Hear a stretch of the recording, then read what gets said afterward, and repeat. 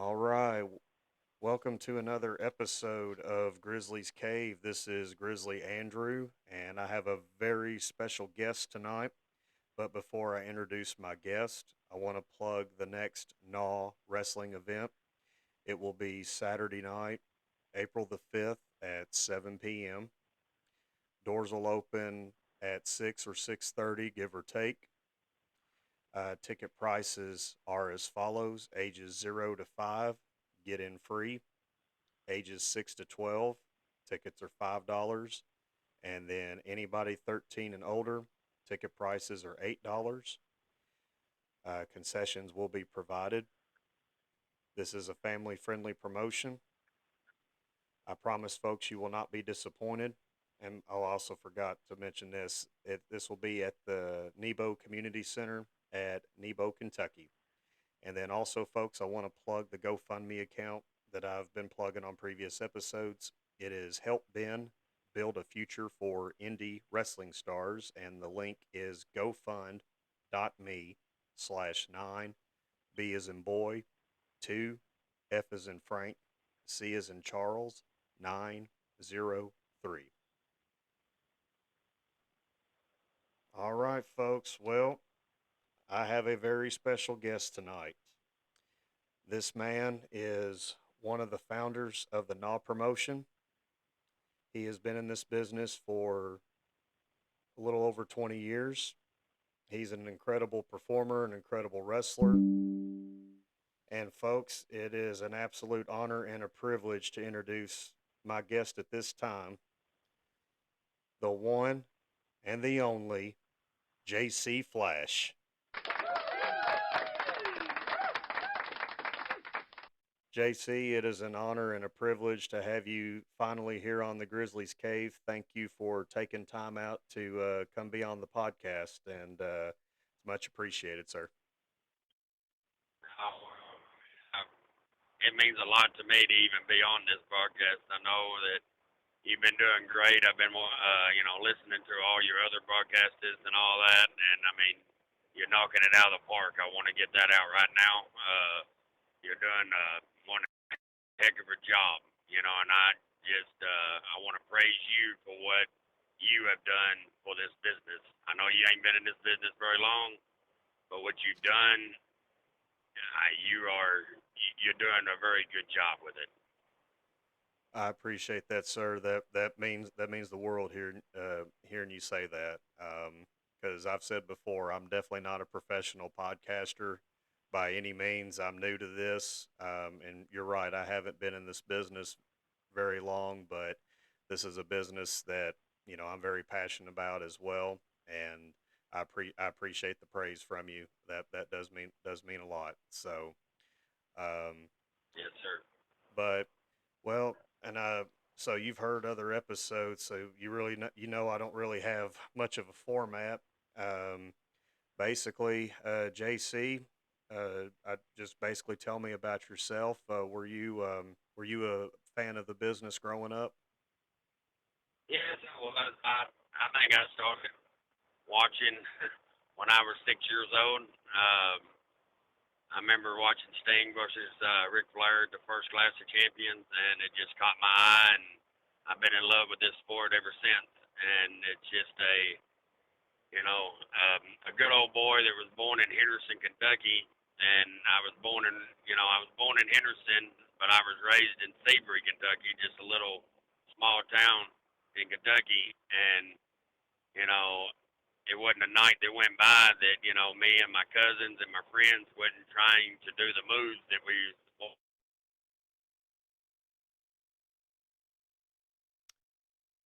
You know, I really was never a big fan of WWE because I really didn't get to watch too much of it. Um, but I really like more of the old school. And I'll be honest with you now, I don't watch too much of it anymore just because it's not my cup of tea, if that's the best way for me to say it. I understand where you're coming from, sir.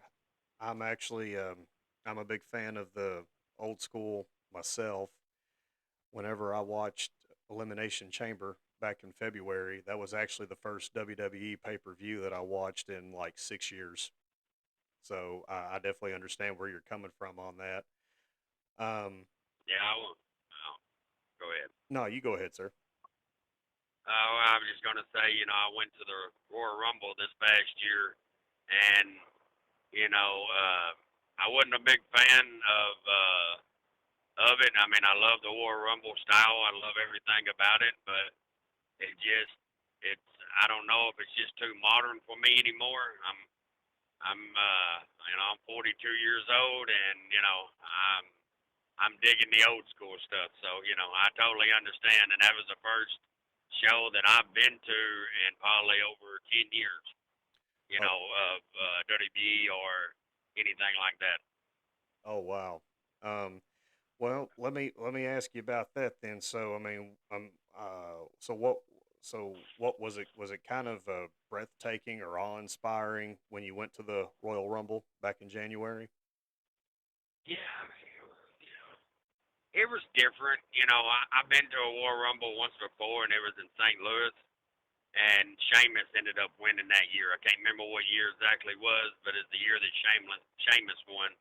And uh, this this one was a great experience. Don't get me wrong. I had fun. Be honest with you, I'm gonna be honest. I am.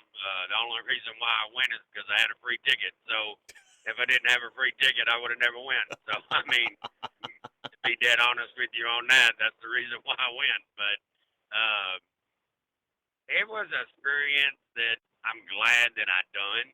Don't get me wrong. All the talent in WWE, they got great talent. They have great matches. You won't never hear me knock the talent. Um, I just too modern for me anymore. Uh, it's more, I guess the best way. It's too much politics Mm-hmm. into it anymore. And I know wrestling got the politics in every company. Heck, I got politics in my company, but there's just a little bit too much. You know how they always say, you know, the Cody crybabies. Well, Mm. I think the problem about it is Cody's the crybaby. So I mean that's just the way that I look at it, and that's the way that I'm always going to look at it. Oh, I understand that. And so I'm going to jump back to Cody here in a second. But so the year that Sheamus won, that was actually 2012. Um, my last episode that I did, it was on my fourth live event that I went to, and they had had a live event over in Evansville. And like you, I received a ticket because it was a Christmas gift for me from my first wife.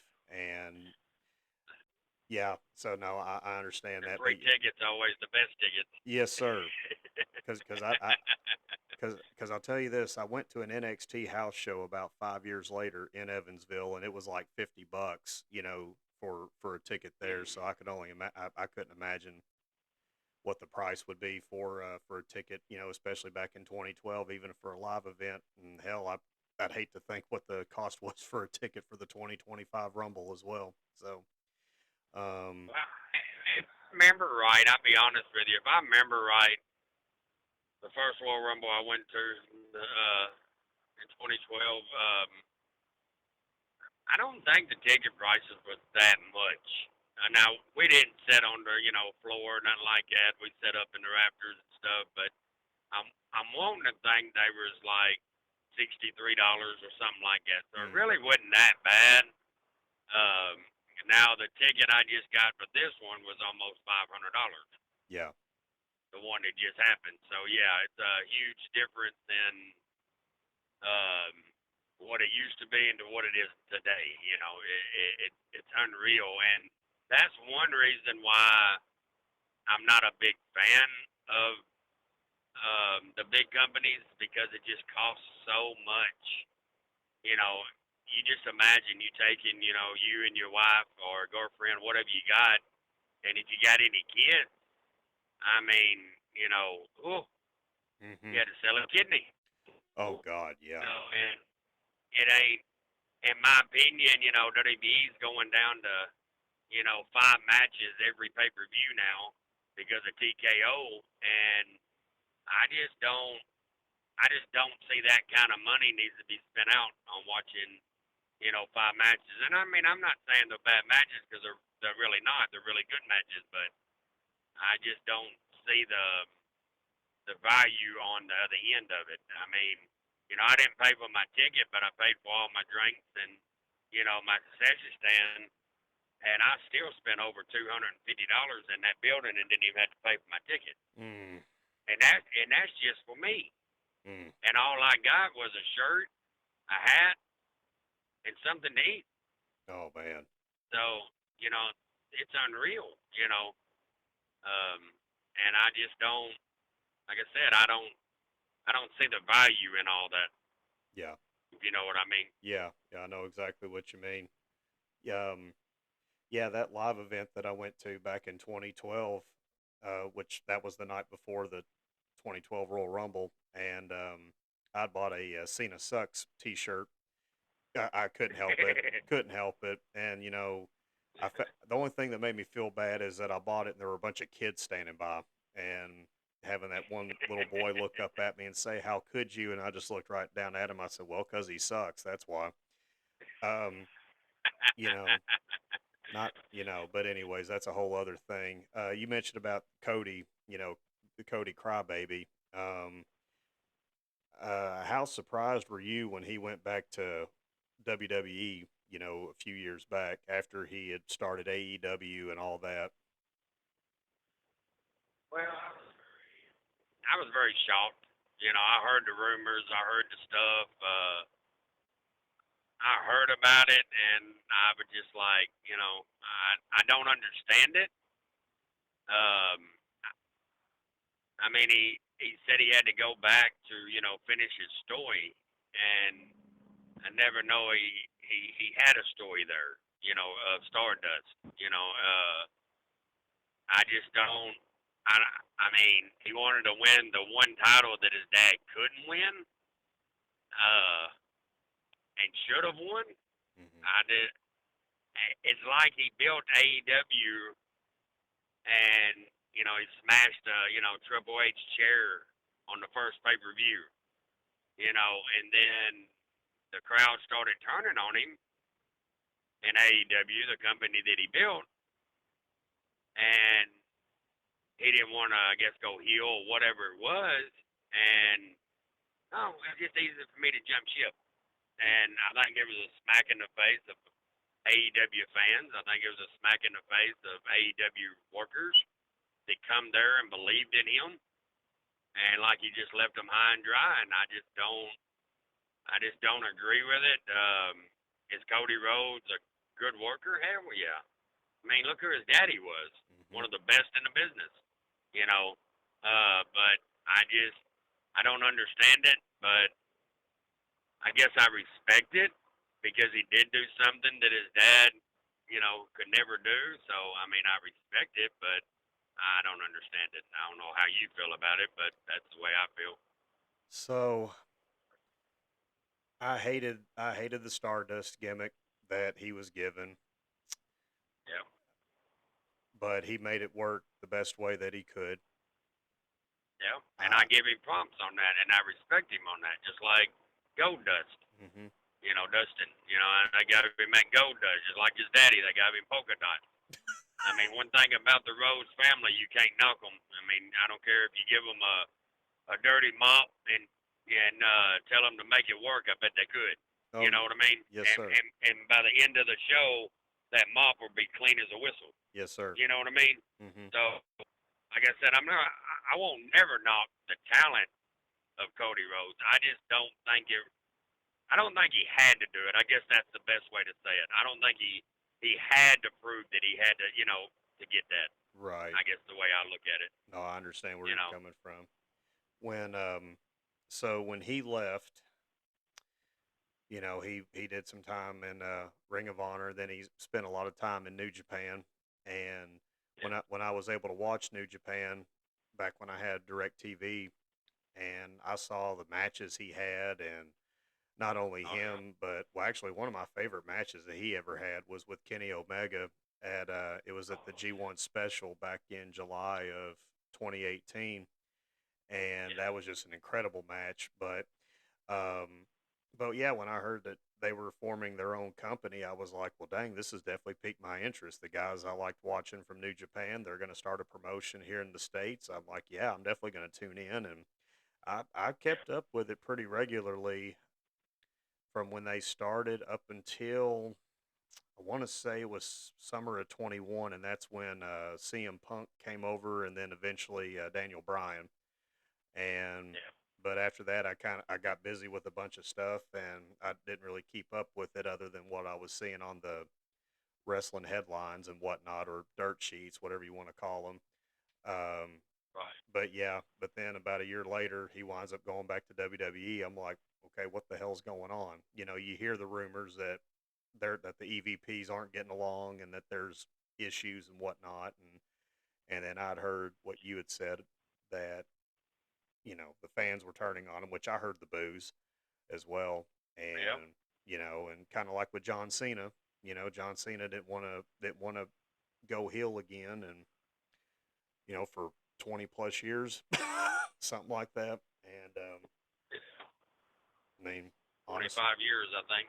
You yeah, know. So yeah, I mean, the thing that I look at, if anybody knows like you do and I do, like Cody Rhodes, when he left, of Stardust and he went to Ring of Honor and he went to TNA, he was a heel. mhm, And when he went to New Japan, he was a heel. mhm, And then he transferred into a baby over there too. And his heel is unreal, mhm, unreal. In ring, his mic skills.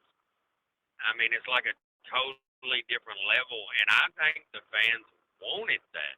right, I don't think they disliked Cody Rhodes. I think the fans really wanted him to be heel because a lot of fans sees him as one of a great heel.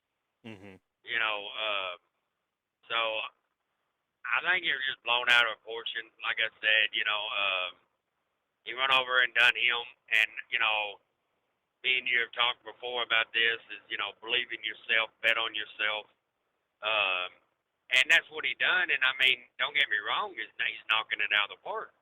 mhm, Uh, so I'm not knocking that, uh, but it did hurt AEW when he left, and then that CM Punk come in and he that was just a train wreck ready to happen. And it happened, and it is what it is. I don't know all of it, and I'm not going to get into something I don't know about, but sure, I know it was a train wreck. You know, yeah, um, it was great. At the beginning, and then boy, didn't it go bad really quick. mhm, And I'm not going to blame it on CM Punk. I'm not going to blame it on um, Kenny Omega or the Young Bucks or even Jack Perry. I don't know. So um, I just I just know that it wasn't the right move. I guess the best way to say it. right. No, I understand where you're coming from on that. And you mentioned earlier about politics. How about that one? How about the big boy? That don't work for me, brother. Oh man, you talking about politics? Yeah. The only thing that I can really say about all that is, I've been running NAW for, I think we've been going now for 5 years. Mhm. And the last thing I'm ever going to do is give one of my guys creative control of themselves. And you just don't do that in a business, especially with a megastar like that.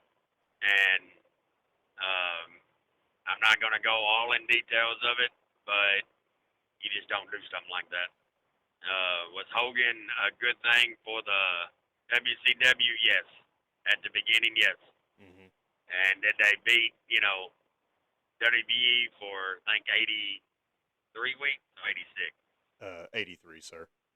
Okay, 83 weeks. Beat them for 83 weeks.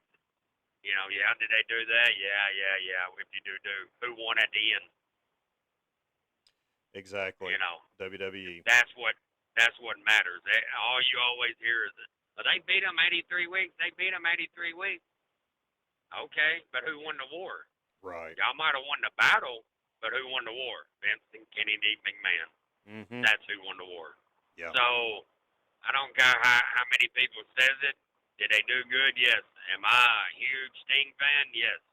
That's the reason why I started loving wrestling. Sting, Lex Luger, the Road Warriors. You know, the list goes on. The guys that drive me into this. You know, but to be honest with you, at the end of the day, Vince won the war. And don't get me wrong, that last Nitro, boy, I thought I hated Vince. Boy, I really hated Vince on that last Nitro. So, Yeah. as a fan, I understand. And I really, I'll be honest with you, I didn't understand the business side of it at that time. Sure. So pretty much, I just hated him as a fan. Mm-hmm. And then more of the business come out, more I got smarter of the business. Then I'm like, okay, smart business move, Right. you know. Well. But I like the ending of Nitro, the last Nitro of Sting and Flair. I love that. Mm-hmm. Well, I mean, it made sense. I mean, because they main evented the very first Clash of the Champions, as you mentioned, earlier, and it just made Yeah, more sense to have them end it. I mean, if it's yeah. the And last. they even wrestled on the very first Nitro, Yeah, they did. and yeah, and they wrestled at the very the last Nitro. So I mean, it did make sense, and I'm so glad that they was able to do that. Hmm. You know, and I mean, I know Sting betted on himself, and I mean, he went to TNA and done all that stuff over there. Then he, went to WWE, and what that happened on that. And Oh then he God. went to AEW, and he was, so Tony Khan was so grateful for him and let him retire as a champion. Right. How many people can actually say that? So um, most of my respect out to Sting. He's my, yeah, everybody's got a superhero, and I guess Sting's mine. You know, Well, and I totally respect that, and Sting, you know, absolute respect for him. I mean, he was the foundation for WCW. I mean, he was, yeah, he was the main cornerstone or the main pillar for that company, and yeah, to see what Vince did to him during his short run in WWE, I mean, it was just an oh man, it was an absolute slap in his face, spit in his face, disrespecting his legacy for everything he brought to the business, and it's just because, in my opinion, it was Vince's ego, because I mean, if you think back to '01 when they started that whole invasion angle, I mean, who was going over? The WWE crew. I mean, some of yeah, the WCW folks, would at times, but most of it was all Vince's crew because it was a ego thing because he won the war, But yeah. um, in regards to Well, here, go ahead. Hmm. It's only one guy that, in my opinion, I mean, DDP got over a little bit, but not very much.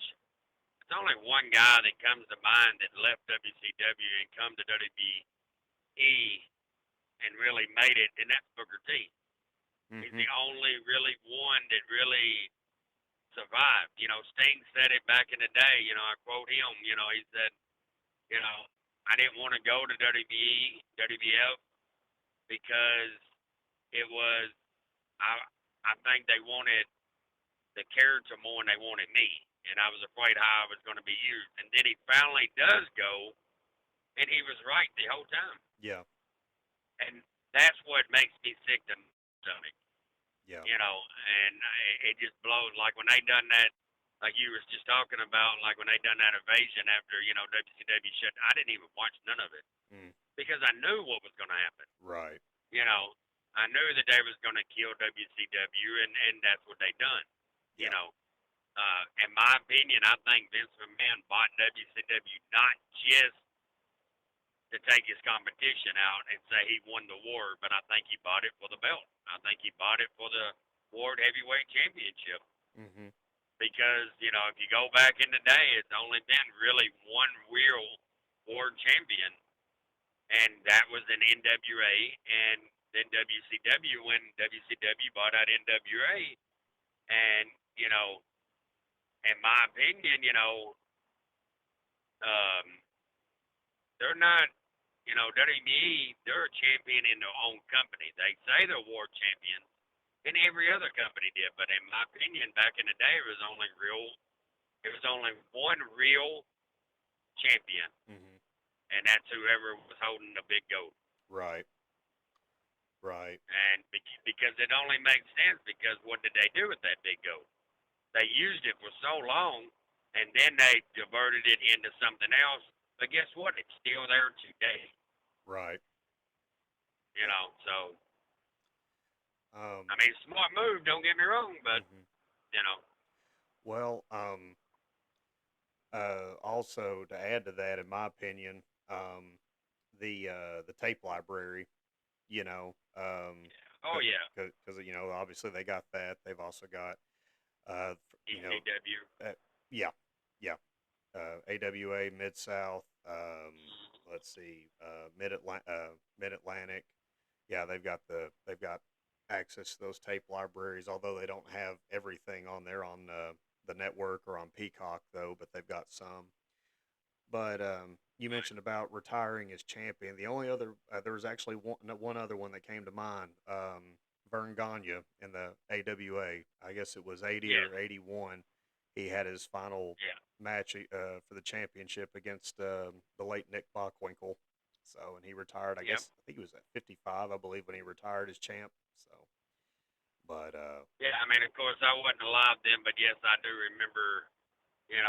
Doing my study and stuff, and yes, you're all right about that. yeah. He did retire as champion, and that's what I'm saying. From that time to this time, that's a long distance. Oh yeah. To let somebody go out on top and show the respect that a man deserves. Mhm. That's my thing, but and it's a lot of workers. Don't get me wrong, it's a lot of workers deserves that. I just heard yesterday that the natural disasters is finally going into the WWE Hall of Fame. Yep, I read And that too. man, I absolutely love that. I think they should have been in it long before now. Mhm. I think Earthquake should have been in it by itself. Long, long time ago. You know, uh, but you know, the politics again. You know, Right. So, folks, if you have not watched Dark Side of the Ring, strongly suggest that you watch that series. And there is an episode of about the late earthquake, John Tenta. The name of the episode is "The Ballad of John Earthquake Tenta," and which I knew he had a background in sumo wrestling. I knew that, yes, and very, very. If I'm not mistaken, I think as an amateur he was undefeated before he retired from it and then pursued professional wrestling. But you're right about but that. You're but right. in my opinion, I'd say he would be ranked up there with like some of the best big men in the business. Because for a guy his Yes, size, he could move and he could do drop kicks. I mean, how many 400 plus pounders other than Bam Bam and Vader, could do drop kicks? Especially at that oh time. yeah, I think that was the reason why when they put Earthquake and Typhoon together. You know, I remember one match so much. I mean, I remember a lot of matches that they done, but one match that stands out more than any of them, and that's when they worked Money Incorporated, Ted Hmm. DiBiase and IRS, Yeah. and that match was just off the chain. How the way them big boys could move and hang with the not little guys, but littler guys than they was, and I mean, just it was just magical. It really Oh yeah. was. I mean, you know, it's just unreal. And like I said, I didn't watch a lot of WWE back in the day. Right. But I remember watching that, and I mean, I was like, holy crap. these two big dudes can do this, Mhm. you know, because back when Earthquake was Earthquake, you know, and he was working with you know who, you know, Yeah. it wasn't, you know, you never. He was a big dude. That was it. Right. You never seen nothing until he finally broke away from that retard. Then it finally, his talent finally started showing of what he can really do, and it's just unbelievable. Oh yeah. Um. Yeah. I'll never forget when Earthquake made his debut. It was either an episode of Superstars or Wrestling Challenge, but you mentioned heroes. Well, my hero was Sting's tag team partner back when they were the Blade Runners in Mid South, talking about the late Ultimate Warrior. And Warrior and Dino Bravo were they had a rivalry going on, and they were supposed to do a competition, see who could do the most push-ups with a big person sitting on them. And so Earthquake was sitting out in the crowd, and he came in, and God, he was just massive. And he sat on Bravo's back, and Bravo did some push-ups. And then when it came turn for the Ultimate Warrior, he did his seated Earthquake splash on Warrior right then and there. Then I think he leveled him out with some other big body splashes. That was a good entrance. I will give him that. That was a good way to bring him in. It was. It I don't. really was. So there was actually. I don't know if you've seen it, JC, but there was a. He did work some dark matches with Slick as his manager, and he was known as Earthquake Evans, but he was basically built like a big, lumberjack. You know what I'm saying? From the Yukon, Yeah. because he was from Canada, and Right. yeah, Right. he did work some dark matches as that. But then like you and a lot of other fans of the old school days, we all know that he wound up being managed by Jimmy Hart, the mouth of the South, and that was just a better Oh fit for yeah. him, I think. Oh yeah. I think it was too. I mean, Jimmy Hart's one of the best. Uh, you know, he could take a guy and just turn him into money, just like that, just like Bobby the Brain Heaton. And I mean, managers back in the day was uh, was everything. Mm-hmm. You know, now it's more like, well, okay. You know, the only manager that I can really like look out at right now in professional wrestling, I guess it had to be, you know, the one and only, the wise man, Paul Heyman. Oh You my know, gosh. Yeah. other than him, I just don't. You know, is it even any more out there? I mean, to be honest with you, Um. Jeez. I mean, It, I can ain't none coming to mind. no.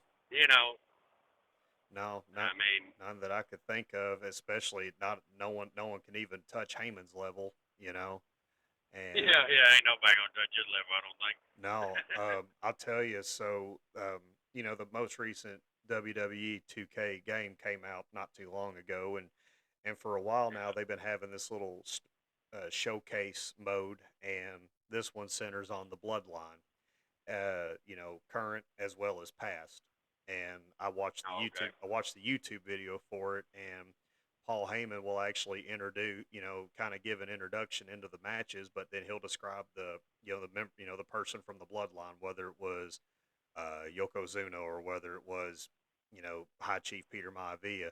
Just the intros that he gives before these matches and for these individuals, I mean, it's just like kind of gives you goosebumps. It's like, man, this guy's just he is an incredible talker. He is an incredible Yeah. manager, and he's got a great mind for the business. Um, Like, did you ever watch or well well, heck, we were kids at this point when this show came out, but there was a talk show host named Morton Downey Jr. Did you sounds did, familiar. well, okay, so I know you didn't follow WWF at the time.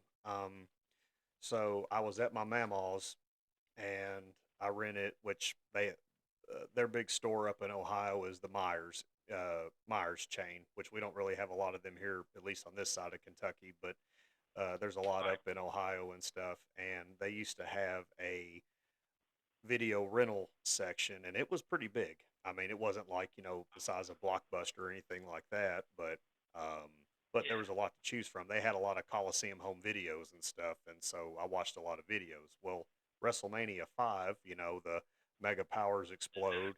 The second WrestleMania at Trump Plaza. Well, there was a special Piper's Pit segment, and it had Roddy Piper, who was coming back from his brief Hollywood stint, Brother Love, and then Morton Downey Jr. So I actually looked up some episodes of Morton Downey Jr. and he, gosh dang, that's all I got to say. No wonder he was on late at night because man, he had a mouth. Uh, it was like a precursor kind of for Jerry Springer, so to speak. Just not like Right. fights, but just arguments and stuff. Yeah. And well, Yeah. anyways, there was an episode that had it was about talking about pro wrestling.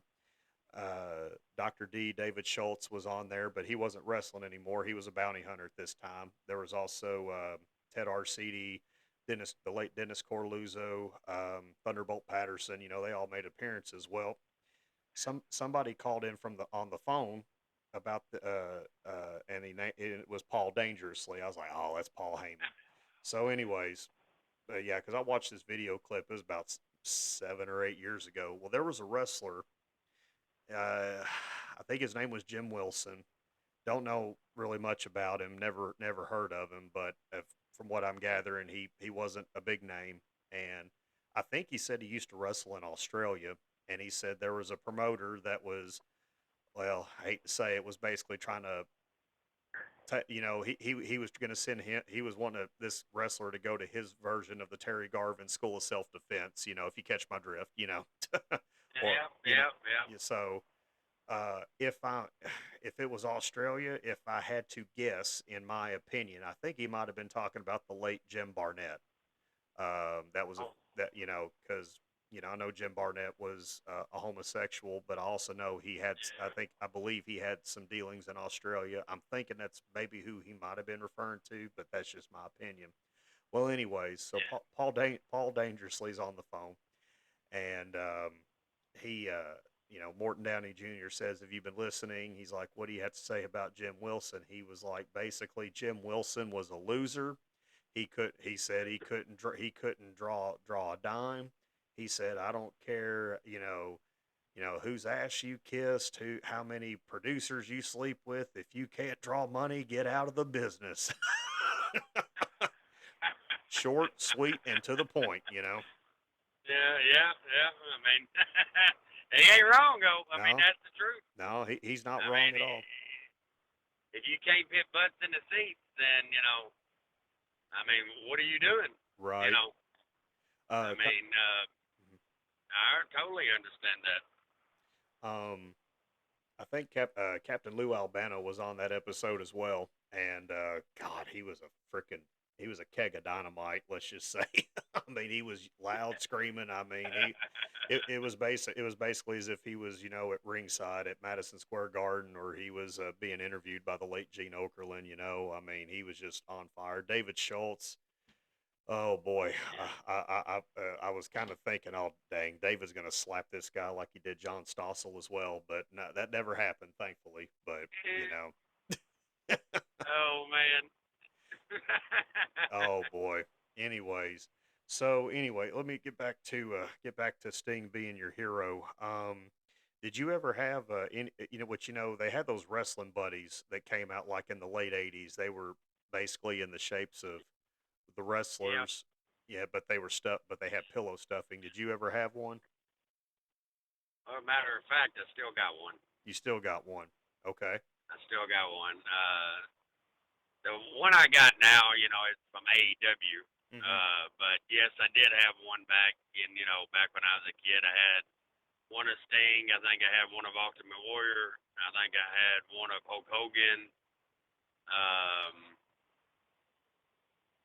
I want to say I had another one, but I really can't remember. But I know I had them three, and it was it was mostly like the greatest thing ever when I was a kid. You know, Right. uh, I beat the heck out of them dogs so bad it's sad. Um, but what's funny about it, Sting was always on my team, and we always worked against Ultimate Warrior and Hulk Hogan. So, uh, of course, we always beat them too. So just want to put Sure. that out there. Y- what? Wait a second. There was no creative control or nothing like that thrown in. Yeah, it was a whole lot of. I'm gonna be honest with you. Because it was WCW against WWF at the time. There you go. But yeah, I had that. What's the oddest thing is, I've been a fan of Sting ever since, like I said, I was 6 years old, and I've never once got to meet him like sit down and really talk to him. I've seen him. I've been, like some autograph things and stuff like that, but actually, really, and that's my dream.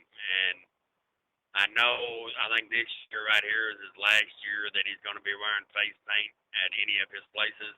Yeah. After this year, he's going to start just being, pretty much Steve. Sure. And but I want to get to something. I want to get to one of them, just so I just like to sit down and not really pick his brain, but just sit down and have a normal conversation with the man. That's my dream in this business. Oh yeah. If I That's could do that, then you know I'd be on cloud nine. Let's put it that way. Oh, buddy, I understand where you're coming from. Obviously, if Warrior was still with us, that'd be the one guy I'd want to sit down with and just actually, see if I could understand what he's saying for starters.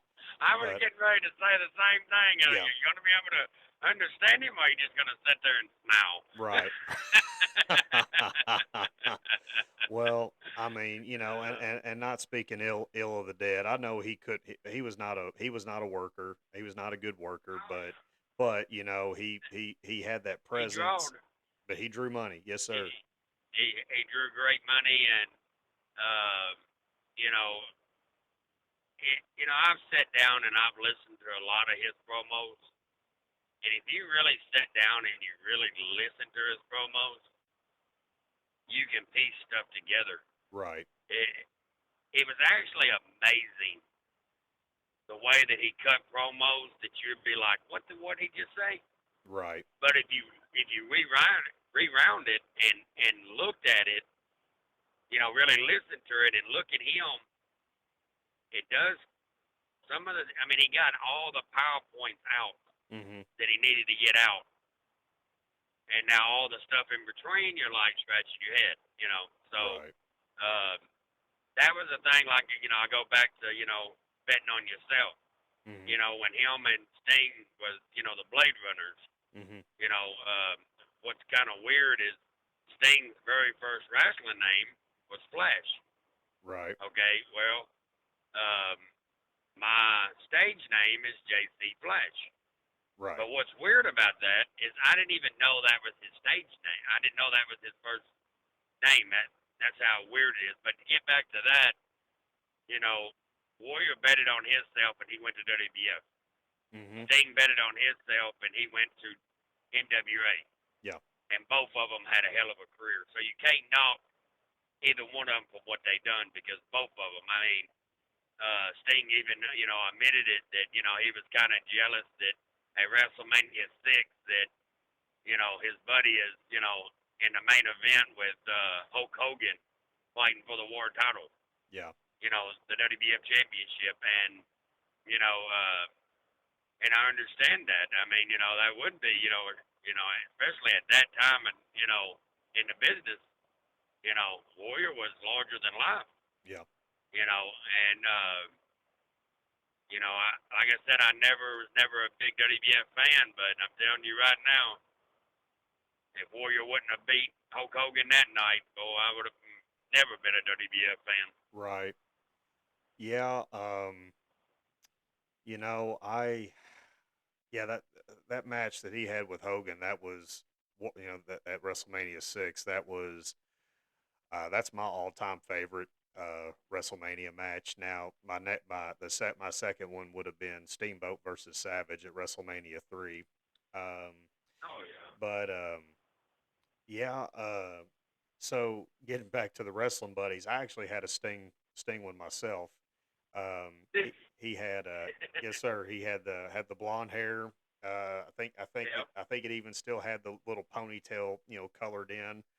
Yep. And Yep. he wore it was white pants with the blue scorpion on it. He had like blue face paint on his face, Yep. and unfortunately, that Stinger suffered an injury because where I was being babysat at, I was like 4 or 5 at the time, and two other kids were grabbing a hold of him, and I was trying to pull him back. Well, sure enough, they ripped his arm out, stuffing everywhere. Uh, I need to find them kids right now. do what? I said I need to find them kids right now. well, well, let's see here. Their names were Emily and Bethany, and they're about the same age as me now, and I think they both live in Princeton. But my the woman that watched us, she wound up keeping him and performed emergency surgery on him, got his arm back sewed back on and Oh, everything. well, okay then. Yeah, Okay. yeah. But but I also had a Hogan one, and then I had a Macho King Randy Savage. And I used Okay. when I was at my mamaw's house, God rest her Oh, soul. Um, the fourth one I had was Jake the Snake Roberts.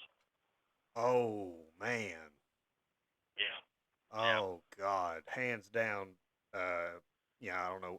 I'm sure you feel the same way. Hands down, one of the best psychology workers in the business ever. I mean, Oh yes. I don't think Oh there's yeah. anyone that'll ever touch him on that. No. No. Well, the only thing that's sad about Jake, and I understand it after I heard I heard a couple of broadcasts that he was on, but he should have been world champion. Mm-hmm. Uh, he was the most underrated wrestler, and you know Vince done that to a lot of guys. Yeah. If you wasn't 7 foot tall and you know you know built like a shit brick house, then uh, that's just the case back in them days, and he should have been world champion. Oh, I agree. And back, I guess this would have been about 86.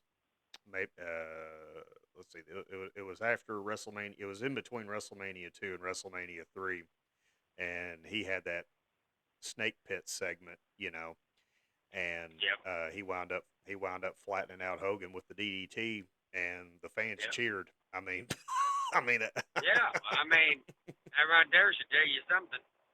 yeah, I mean, but I guess it wasn't work for the brother. I mean, I guess that's the best way I can say it. I mean, I don't know what else to say. So, um, I think that you know, a lot of talent in WWF at the time got held back for all the wrong reasons. right. Um, I think there was a lot of money to be made. I got a long list of guys that I could name out that should have been champion and never was, or if they was, it was a split second. It never made no sense to me. Never. Um, no, yeah, there's been a lot of instances even back then and even nowadays. Just I'm scratching my head thinking, okay, why is this happening? It just doesn't make sense. So Yeah. I didn't tell you why I quit watching uh, WWE. Um, so I was big on Braun Strowman, Oh especially yeah. um, you know modern day big man moving like that. And I mean he was really popular with the fans, and I mean they had the chance to pull the trigger on him in 2017. They didn't. They could have pulled the trigger on him in 2018. That's when he was red hot. They didn't. He was still hot in 2019, but then when they pulled the trigger on him, that's when the shutdown happened, and they were Yeah. performing at wrestling at the performance center in front of nobody. I mean, yeah, Yeah. kind of too little, too late on that. But that's kind of why I quit watching. I was like really scratching my head, like, why Vince? Come on, man. But uh, I guess Vince. Ryback was over like crazy. Feed Oh, me more. I mean, Ryback was one of the biggest over guys at one point and would never, you know, go with him. And I was blown away of how over this dude is, and you're not doing nothing with him. Like, mm-hmm. what are you doing? You know, like do something with this dude. Was I a big Ryback fan? No, but he was over. Mm-hmm. You know, that you know that his saying "feed me more." I mean, it was over. Yeah, You know, I mean, unbelievable, and they just boom, yeah, they're cut the legs out from under him and done with him. yeah, they yeah, I was actually a big fan of him. First time I got to see him wrestle was at that live show I did that episode on, and he had a match with Santino Marella, and I mean, I wasn't close to the ring, but I wasn't far away, like in the nosebleeds. But when I saw this guy, I was like, "Good God, this guy is a freaking monster!" And Yeah, then they brought him in, for TV, and I was like, "Okay, this guy's he's wrecking everybody." I was like, and it's something different, and yes, and I mean, he was picking up a lot of momentum, and yeah. then he had that loss to Punk at that Hell in a Cell match, and then of course the Shield debuted and the next month, and his momentum went down, and then he had that feud with Cena, and then as soon as I saw that, I was like, "Damn it, I already know where this is going. It's over now. It's over Yeah, now." And I mean, and if you think about it, boss man, about a year it took. Shit. Let's see. He feuded with Cena. It was April and May of 2013, and then he had that team with Curtis Axel, the late Mr. Perfect son, and yeah. then they teamed for a pretty good while, and then I want it was like October of 2014 he came back with Feed Me More, and he gained a lot of momentum, and I personally think he improved as a worker. I mean, he was adding more Oh yeah. stuff, and it wasn't just going in and smashing people. He added more to his repertoire, and I mean, I will give Vince credit. He at least did let him have a run with the Intercontinental Championship. But they could have pulled the trigger on him much sooner, but didn't do it. So, just Well, I think a lot of that was because of Cena, and you know, I don't knock Cena for what he does. Okay, Cena does what he's told to do. mhm. Um, but Cena killed a lot, just like Nexus. Nexus was one of the going to be the next big thing, and then boom, Yeah, dead to the water because they lost to Cena. You know, yeah, I mean, it just it. A lot of people put a lot of blame on Cena, but people that don't know the business, in my opinion, keep your mouth shut because you don't know the business. You know, so I mean, I understand it now. Uh, if you're gonna hate on somebody, hate on Vince. oh, trust I me, mean, we hate on you Vince a know, lot. So, I mean, and that's just my opinion about the Hulk Hogan runs, about John Cena's runs, about Roman Reigns when he very first come in, and the Shield broke up, and just Vince is stubborn, and he's gonna do what he does. I know with all the legal stuff, I'm never gonna get in none of that because it ain't none of my business. right, But in my opinion about all of it, it's one thing that everybody in this sport that knows wrestling, that loves wrestling, can say this: they gotta respect Vince. hmm Because if it wasn't for Vince, wrestling wouldn't be what it is today. So that's all I'm gonna say about Vince. I don't. sure, Um, I respect him, and that's it. That's what I'm gonna leave that at. sure. Yeah, no, I completely understand that. Let me gear back here. So you said you were born in Henderson, but you were raised in Seabury. Now, Yes. did you graduate from Webster County? No. I went. My dad was a truck driver, so we moved around a lot. From the age of probably I'm gonna say 8 or 9. From the so I moved out of my mom's house when I was 18. I probably moved 36 times. Oh wow. Yeah. Now don't get me wrong, it was a lot and all in the same directions and stuff, but I ended up finishing. I never finished school. I ended up quitting school. These kids never do that. Stay in school. That's one regret that I wish I could take back, and I can't. So any kids listen to this podcast, keep your head up, keep going in school. Do not drop out because you never want that on your conscience. Because I mean, so many jobs that I could have had, so much stuff I could have done if I just had that little piece of paper. A lot of people says it don't mean nothing. Trust me, it means a lot. So do not drop out of school. But I ended up going to North my freshman year. Before North, I went to James Madison Middle School. Got bullied a lot. Uh, my family was not rich. We was my mom and dad made sure I had food, made sure I had clothes on my back, but it wasn't the popular clothes. It wasn't the Nikes and Reeboks and all that. It was Walmart stuff, and I feel so grateful to have what I had. I do not look back at my parents one bit. And I appreciate everything they done for me. My dad, he was a lot on the road, so I never really had it like a figure when I was growing up because he was out there working and trying to make ends meet. So I respect the heck out of him. Since now I'm a truck driver, I understand the struggles and the stuff that he's had to deal with. But when I was in middle school, I got bullied a lot. I mean, a whole lot.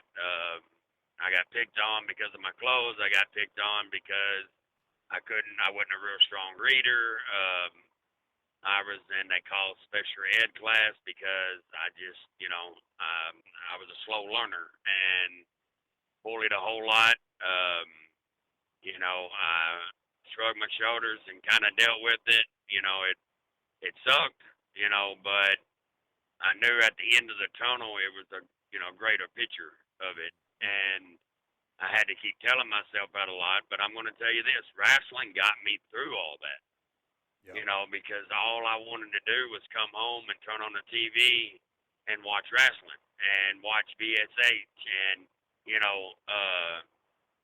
I wasn't watching it live, then I was watching it on tape, and it got me through a lot of all that. So I guess my I guess my point of all this is to all the kids and anybody getting bullied, don't let them drag you down. That's the worstest thing you could ever do because the person is bullying you is because their life is worse than yours. So they want to take it out on somebody. Hmm. So in my opinion, just remember that and get a connection and believe in yourself, and that's all you got to do. I was a little 103-pound kid going to school, and I would tell people about wrestling, and I would get bullied for that. Like, you ain't never going to be able to do that. You're never going to be able to do that. You're too little. You're too this. You're too that. You're not smart enough. And the list went on and on and on about why I couldn't do it. But I knew in my heart, I knew deep down inside that yeah, I can do this, and I don't care who tells me that I can't because I believed in myself. And my late grandmother, Ruth White, that woman was like a mother to me. She had my back no matter what. She encouraged me. She kept going, like you can do this, and encouraged me all the way up from, until now. I've been doing this for almost 21 years. So don't let nobody tell you that you can't do what you love to do. I'm a truck driver. I always wanted to drive a truck and wrestle. Well, guess what, kids? I'm doing both of them. So don't let nobody in this world tell you that you can't do something because if it's inside your heart and you want to do it, no matter what it is, singing, wrestling, job you really love that you want to do, whatever it is, you can do it. Just remember that. Yep. Yeah. man, you couldn't have said you couldn't have, I couldn't have said that any better. And folks, I was bullied too, growing up. So um, JC knows about this through conversations me and him have had, and you folks might not believe it, but me and him are a lot alike. But I was Yeah. bullied um, back. Let's see, I went to a school called Heritage Christian Academy, of all places, a Christian school to get bullied at. And I started there my middle school year. Well, middle school was sixth grade. Started there in '97. I wound up not even graduating from there. I wound up leaving halfway into my sophomore year, but it was terrible there. I've heard it's gotten better over the years, which I'm glad to hear that. But back then, I got picked on because I was the new kid. I got picked on because I did my homework and I made good grades. I stayed out of trouble, but I came from a blue collar family as well. My parents were divorced.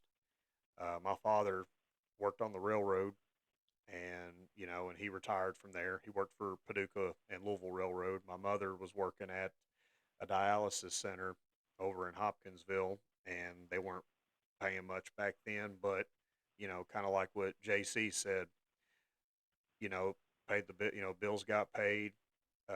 We had food on the table, had clothes on my back. Didn't really have a lot of friends whenever I went there, and I was a small kid as well. Before I ever started working out, I was 5'10", probably about 130 pounds. I mean, I was a walking skeleton.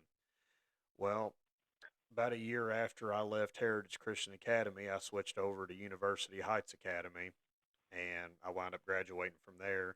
I started working out, started building my body up, and not a lot of people really bothered me as much after that.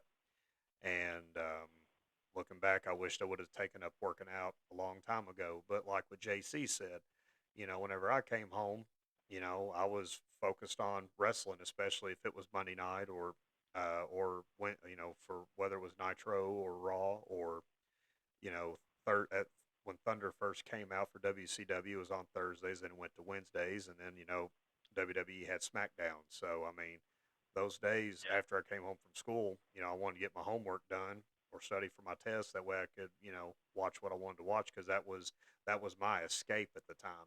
So now Yes. I have wrestling, I have working out. I mean, there are avenues to escape. I know a lot of people like to game nowadays, but to go along with what JC said, you know, a lot of these people that bully you, they really have a bad home life, and we don't really know the severity of it. But I will say this: don't be afraid to stand up for yourself. Don't be afraid to stand up to the bullies. You may clean their clock. They may clean yours, but I'll tell you, they'll probably have a lot more respect for you that you stood up to them. So, um, Yeah. but yeah, I grew up getting. I was bullied too. For about a good 4.5 years. Not only that, but I was left. They'd be talking about get-togethers and stuff, and a lot of these people that went to Heritage, they came from families that had money, and they had four-wheelers, they had this, that, and the other. I didn't have that, Yes, sir. I and didn't either. they talk about their little get-togethers. I'd be sitting right there. I never got invited, and after so many times, I was miserable there, and I wound up leaving. Um, but uh, you know, thing, that's neither here nor there, though. I mean, everything happens for a reason. I wound up Yes, graduating from sir. a good school, and JC, don't don't hate on me, but but yeah, I did work for the DOT for a short time frame for a couple of years. Um, yeah, Yeah, yeah, that's one thing was always weird about me and him. Y'all was, I've been driving a truck for over 20 years too, and that's what's kind of weird. I've been wrestling as long as I've been trucking, so don't tell me that nobody can do what they really love to do. So, but what's weird about me trucking is, Andrew used to be a DOT officer, and You know, all the people in the world, I never thought I would be friends with a DOT officer, and and be honest with you, I'm not friends with a DOT officer. I'm not friends with an ex DOT officer. Let's make this clear right now. I'm not friends with him. He's my brother. Yeah. It's a difference. Um, he's, you know, when we'll get into it, you know, on the next episode of this, because it's going to be a part two. I guarantee y'all that. But we'll get into more about, you know, how we come to meet each other and how we done, you know, um, it. Trust me, y'all want to hear that story because it's, you know, it's kind of crazy. You know, it really is. You know, because I didn't know him from Adam and Eve, and he didn't know me. But I'm not going to say no more because I want, you know, I want y'all to. That's going to have to take a long time to develop into. You know, we got a lot to talk about right there. So, Hmm. um, you know, and just go back to me bullying. You know, you said that, you know, you couldn't wait till you left and you got out of that school and stuff.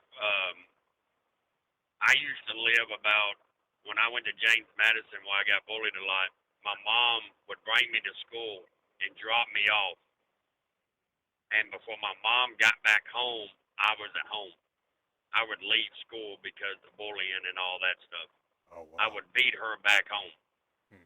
and I lived a good way away from school too. So just make that clarified. She would drop me off, and I wouldn't even go into school because I just didn't want to deal with it. And I'd done that for a long time, Oh you know. wow. And then one day I said, you know what? I've had enough of this. And what what he just told y'all about don't be afraid to stand up to him. That's what I did. And um, I stood up to him and told him I'm done. This is the way it's gonna be, or else. And yeah, did we have a scuffle? Yes. Did I get my butt whooped? Yes, sir, I did. But what he said, they never picked on me again because they knew I wasn't going to allow them to pick on me. You know, I'm not encouraging no kids out there to go out there and start a fist fight or nothing, but don't let nobody push over on you. Just, Hmm. you know, I just want everybody to make that clear. Yeah. Yeah. And that's what's just, you know, crazy about the whole situation of, you know, we hear it all the time about bullying and all that stuff. And I just, you know, I hold a real hard, you know, piece of my heart over that. And if any of y'all out there listening is having trouble with that, and y'all need somebody to talk to, or need somebody just to hear you. I mean, I would sit on the phone and just listen to y'all. I don't gotta say nothing or anything like that. You know, all y'all gotta do is just reach out to me. You know, you can find me on Josh Cowan on Facebook and Josh Cowan TikTok, or you know, just look me up. And you know, if you need something, you know, reach out to me. You know, I help you any way I can. I just want to make sure everybody knows that. And I know you can do the same thing with Andrew. You can reach out to him, and heck, we can bring you on the broadcast, and we can talk about, you know, wrestling, and you know, get y'all's minds out of that stuff. You know, so um, y'all people out there that's getting bullied, you know, y'all's not alone. I just want to make sure y'all make that clear. You know, love each and every one of all of y'all. You know, but yeah, then I ended up going after that. I ended up going to North Hopkins High School for my freshman year. Um, you know, back in the day, you know, they tag you because you're a freshman and stuff. But it really wasn't no bullying. But I had my big brother there too, so that kind of helped a little bit. There you go. Um, and and then I went to Central, and I ended up quitting in my 11th. I was a 10th and 11th split when I think I needed one or two more credits to actually be 11th grade, and bullying started again then. And you know, I just couldn't take no more of it. I wanted to get a job. I wanted to work. I wanted to do everything else. So I'll be honest with everybody. I went to my mom and uh, said, you know, Mom, I said, you can sign me out of school because at that time, at 16, you could be signed out. Hmm. And I said, you can sign me out of school or you're going to go to jail because I'm not going back. I'm tired of the bullying. Mm-hmm. And my mom went and signed me out, and against her best wishes, she begged me to stay, and I wish I would have, but I didn't. And um, you know, it just, and then that's when real life smacked me in the face, like, okay, it's time to do this now. You know, Right. at 16 years old, you know, Right. but I was so blessed for it. My dad, like I said, was never really around, and it wasn't his fault. He was just always on the road trucking. You know, Mm-hmm. I didn't understand it at the time. Uh, I just knew he was never there, and then when I did see him, he was there to whoop me because I done something bad, and so you know, I can just imagine how hard it was on my dad. Like every time he got to see me, it wasn't to love on me; it was to bust my butt because I deserved it. Don't get me wrong, you know. I think that's what's wrong with most of these kids nowadays is you can't whoop them anymore. I just won't never understand that. Like I don't whatever on that deal, but um, you know, I just you know, like I said, my grandmother wrestling and my mom was my life, and then um, my dad, me and I started the truck, and I went to my dad, and my dad didn't want me to truck. He wanted me to do something else with my life, and I went to him and I said, Dad, I said, you're going to teach me how to drive a truck, or I'm going to go somewhere else. And Dad was like, okay, I teach you, because he didn't want nobody else to teach his boy. And me and his bond grew so tight then. And then when I finally started getting in the business of the wrestling business, that's when my dad, you know, was my hero in that business. And I will let y'all know more about all that, you know, in episodes, you know, farther episodes down, you know. And but yeah, I mean, um, my dad was a great man, and you know, I miss him. It ain't a day goes by I don't think about him. I miss him to death, and uh, you know, I love him, and he was my best friend, you know, and ain't nobody ever gonna be able to take his role. Nobody, you know, and I got a lot of great friends from this business, from just regular life, but you know, you only got one dad, you know. Mm-hmm. Um, if I can add on to something about, you mentioned about, how some people just say a high school diploma is a piece of paper.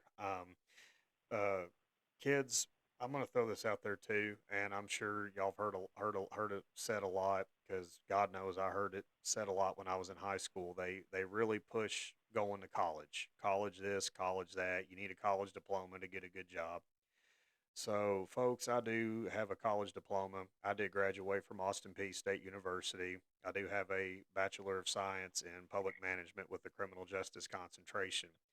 I'm not even working in law enforcement or the public sector. I mean, I've been in the warehousing business for like the last 12 years.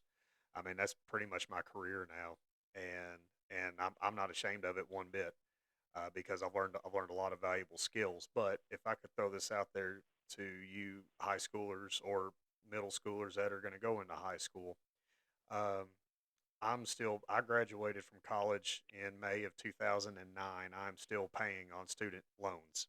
Them student loan debts, they pile up. So if you do decide that you want to go to college, and if you are, a Kentucky resident, if you have the Keys money, if they still have that, if you have Keys money, which you basically get basically free college money for making good grades. If you have that, go to a Kentucky school because that'll help take off, that'll help take lower the price down for your tuition. If you can score good on your ACT or SATs, that'll help you that'll help you get a better ride to a good university in Kentucky. Or if you get a perfect score, you can pretty much go anywhere in the country. But I'm also going to throw this out there too. Don't don't don't sour on community college like I did. Looking back, I wished I would have went to community college for a couple of years, got my basics knocked out, then went to university because I don't think I would have had so much student loan debt. And then I'm going to throw this last one out there too, and I believe JC would agree with me.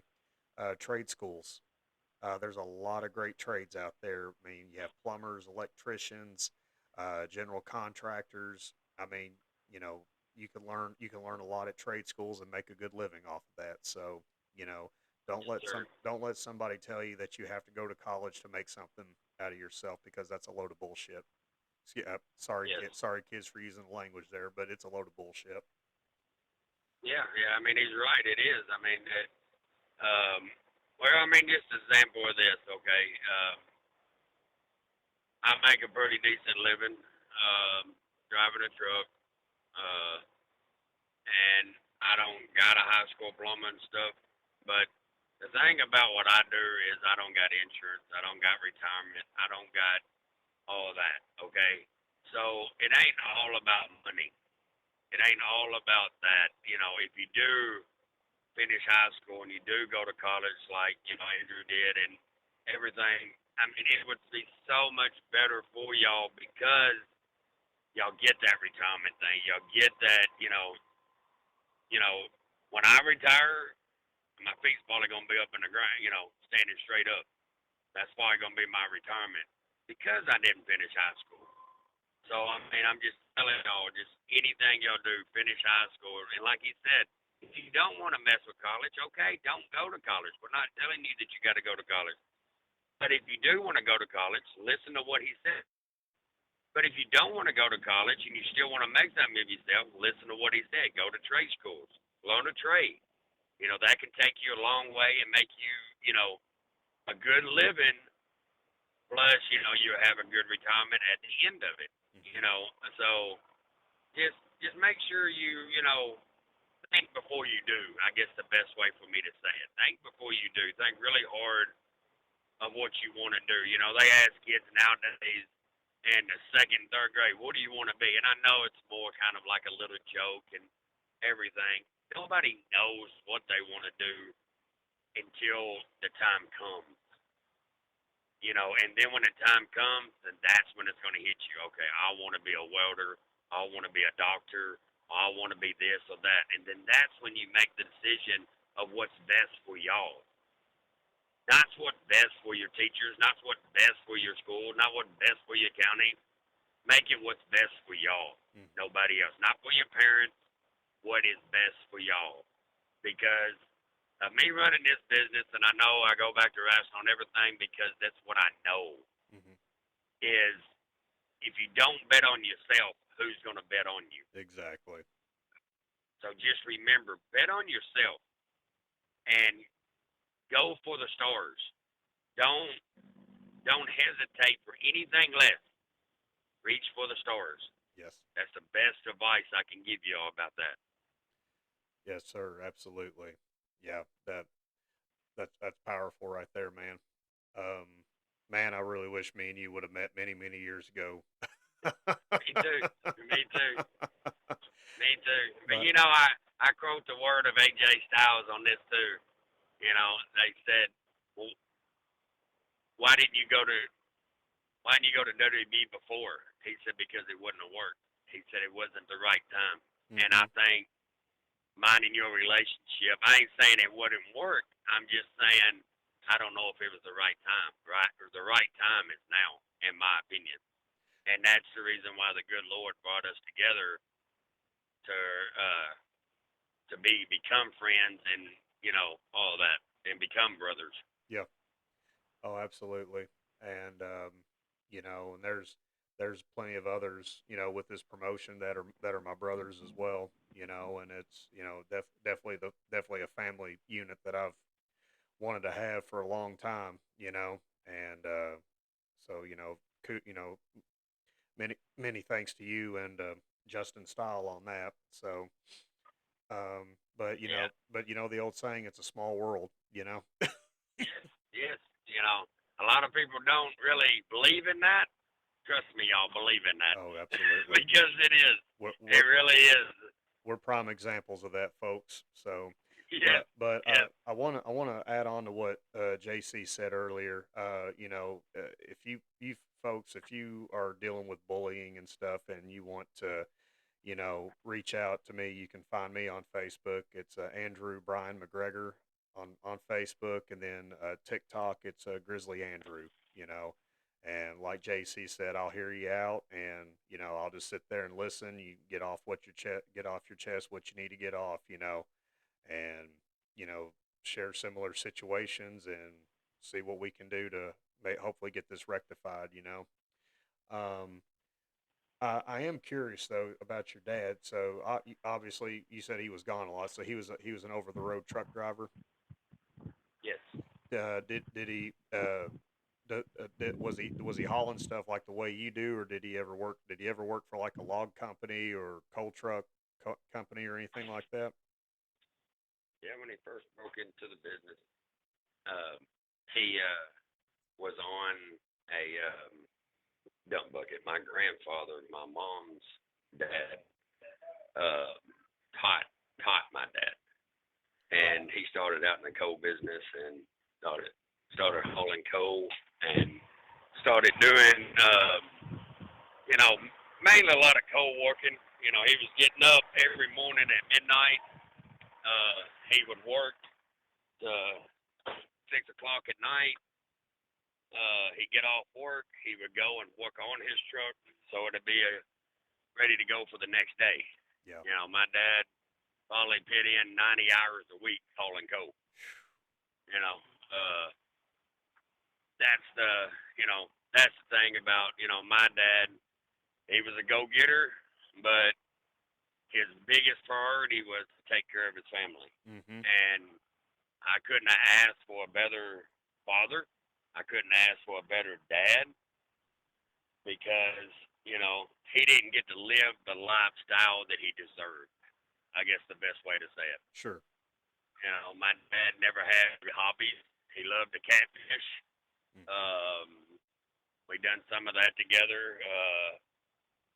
My dad just never really had his hobby. Be honest with you, he would drive a truck all week long, and then on Saturdays he would get up, go buy breakfast for the mechanic, Mm-hmm. and take it up there to the shop and set up there with this really great guy. Late, he passed away, Charlie, and him and Charlie was real good friends. I miss that man every day. One of the great mechanics that I've known in my life.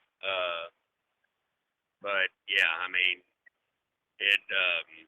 My dad was a go getter. I mean, that's the best way for me to say it. Well, from what I've heard, uh, from what you've told me in past conversations we've had, for pretty much, and I've heard some from some other folks. He just sounds like he was a stand up guy, one of a kind, and I wish I could have met the man. He might not have liked me I because I used to work for the DOT, but I definitely would have loved to have met the man. a lot.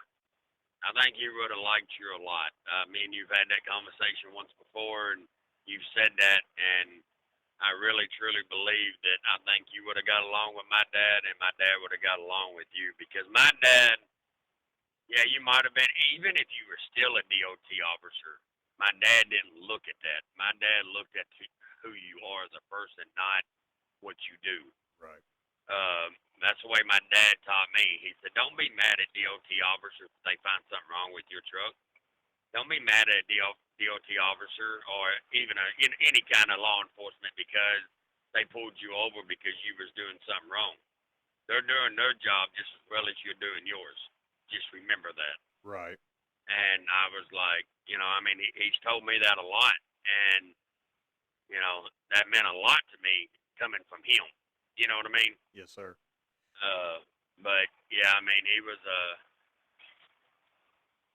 an upstanding man, especially when it come to that. Mm-hmm. You know, but Uh, I think that yeah, y'all would have got along very well. No doubt in my mind. oh But man. my dad loved people just like we love people. Yeah. Oh, absolutely. I mean, yeah, y'all shown me and my oldest daughter, Brianna. Y'all shown us nothing but absolute, love, support. Y'all definitely accepted us in. You didn't have to, but y'all did. And I mean that's what makes y'all so awesome. And Well, I mean, with us, you know, doing that, it ain't, you got to be the man that you are too. Right. You know, and your daughter got to, your daughter is so sweet, and just so you you've done one hell of a job raising her. You Thank you. really have, Thank you, sir. and um, she's a very kind and loving person. What I know of her, uh, and she minds me of you so much. It's kind of scary, to be honest with you. That is kind of scary, actually. But oh my God. but I mean, I really, I really truly believe that her heart's in a good place. Yeah. I know we've had conversations about her before, and she just sounds, she's just a sweet woman. I mean, I don't got nothing. I don't have nothing else to say besides she's, like I said, you raised one hell of a daughter, and I give you props on that for sure. Thank you, sir. Now, you know, your kids. I mean, you did a hell of a job with them too. So, Appreciate it. you're more than welcome. Yeah. Especially, I don't know if you want me to mention her name, but I'll just say the one that Yeah, go ahead. yeah, your oldest one, Michaela. Me and I got to know her through work, and just she's a hard worker. She's a sweetheart. You did a really good job with her. Now that son-in-law of yours, though. I mean, that's a whole other story right Well, I'm gonna be honest with on this part is when she first brought him home, hmm I was like, Lord, but he has really turned out to be a very good husband, and now they just had my grandson, Yep. and both of them is one hell of a parent, both of them, Yeah. and I couldn't be no more prouder of them, of the kind of parents that they have become in a short time too. Yeah. So I always knew Michaela would be a great mom because a lot of people don't know this.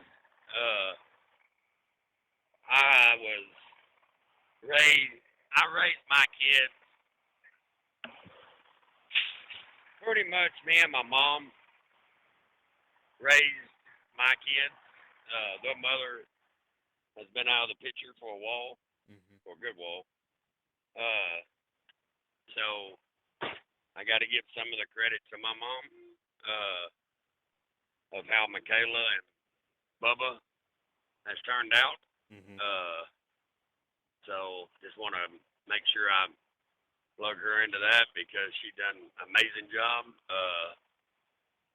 My fiance I got now, Heather. She has done an amazing job with my youngest daughter, Orly. Yeah. She has autism, and when we got her when she was about a year and a half old, we got her. Got a phone call from the police telling me to come get my daughter, or she was going to go into foster care. So, of course, I went and got my daughter and loaded everything up and brought her home and never looked back.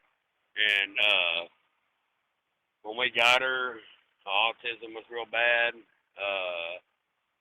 My mom pretty much just put her in a room and gave her a bottle and didn't pay a lot of attention to her. Heather step in and become the mother that she always needed. Yeah.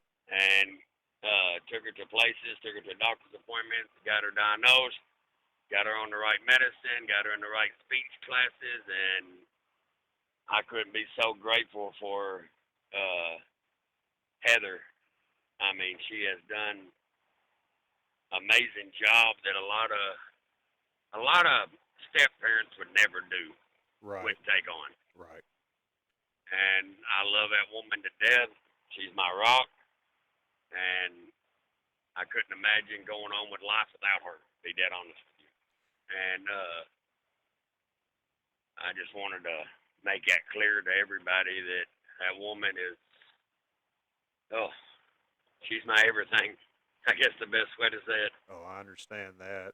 Yeah, folks, Miss Heather, she's a dynamite woman. She's been good to me. She's been good to Brianna. She's a hard worker. Really, really, really good person.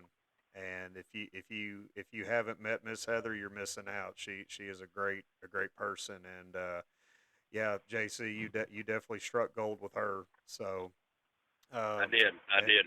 and y'all been 11 years, 12 years. Y'all been together. Years. This October the 20th will be 12 years. 12 years. Wow, that is awesome. Yeah. Yeah, her youngest granddaughter loves to hang out with Brianna and stuff and all that too. And Yeah. I always thought it was sweet when she would say, "Is your daughter here?" And then of course I had to give her the bad news that she wasn't, you know. But Oh yeah. Yeah, she loves your daughter to death. She thinks the world of your daughter, and that's my granddaughter, y'all. That's the only granddaughter that I got. Her name's Kalia. Love that one. Love that little poop head to death. And then Helix. That's my other grandson. Oh man, he's my rock. And then my oldest daughter, Michaela. Her her baby, my other grandson, is named Bo. And that boy, every time I come home, I'm on the road now. I'm actually down here in South Carolina getting ready to get loaded, and we get him every Friday night, and I swear every time I come home, he's gained 5 pounds. I mean, he's a hoss cat. He's gonna be a big hoss cat.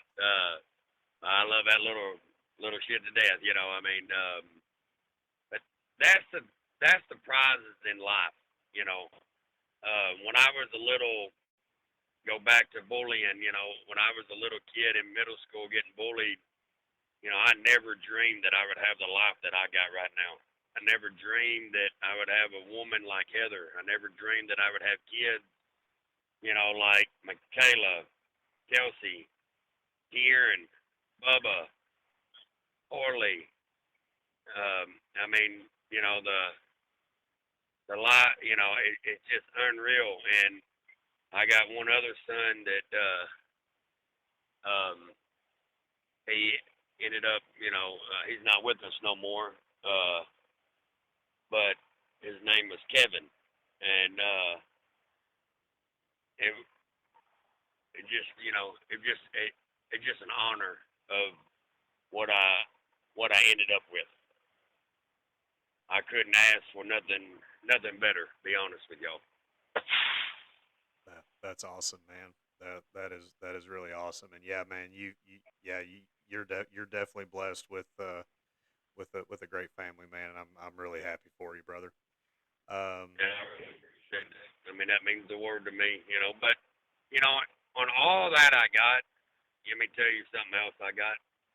What's that? I got great friends and great brothers out here, and great sisters, Yes, sir. and you know that means a whole lot to me. More than you know, a family is a blessing. Yeah. A great family is a blessing.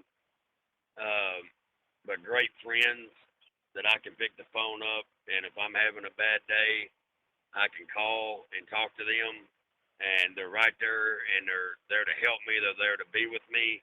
That's when you know you won in life. And Right. in my opinion, I have won in life. Yes, sir.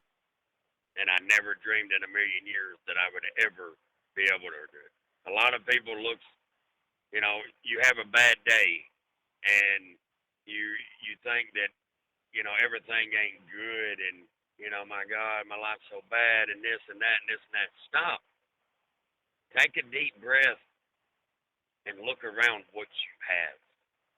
It Yeah. might not be the Nike shoes or the Reeboks or the name brand clothes, or it might not be your bank account's full of money, or it might not be this, but you got your health, you got a family. If you got kids, you got kids. If you got a house, you got a house. If you got a car, you got a car. Whatever you have, be thankful for, because every bit of it can be gone in 1 second. Absolutely. So just make sure you thank the man up above every morning that you wake up, Absolutely. because if he blesses you with another day, that means your story ain't done yet. Exactly. You Uh, know. and I forgot to mention your mother. Your mother's an incredible woman too, man. I mean, she is a sweetheart, and I think the world of her. So I forgot to mention that. And your son-in-law, he's actually a really good guy. I mean, he is a Oh, good I work. know he is. He is a good worker. He likes to. I still like to smack his big head though. I mean, that's a part of it. for for those of you that don't know, Michaela's husband liked to take jabs at me because I graduated from Austin P, and then I found out he went to Western, and then of course I had to throw jabs at him. So that's been kind of going on for like But over. hey, let me clear the air Go ahead. right now, right here on this podcast. Did you finish college? Yes, sir. He didn't, so make sure you hold that over his head. well, well, I don't know the next time I'll ever see him. Considering I'm not at the Webstron store anymore, but that's a whole other story for another time. But Well, you just make sure the next time you see him, just walk up to him, put your arm on his back, and say, I just want to let you know I finished college like some people.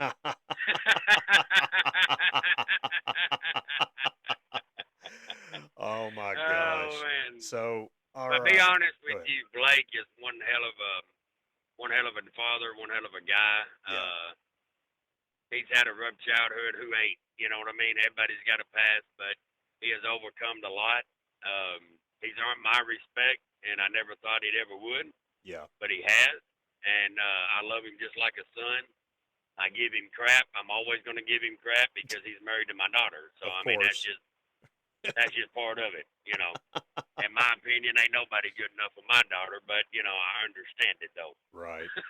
Oh, well, hell, I'll be the same way whenever Brianna, whenever she starts dating or possibly gets married, yeah, I'm gonna think the same thing. No, Oh yeah, no yeah, one will ever be good enough for her or my two youngest daughters. I'll never think anyone will be good enough for them, but that's just normal.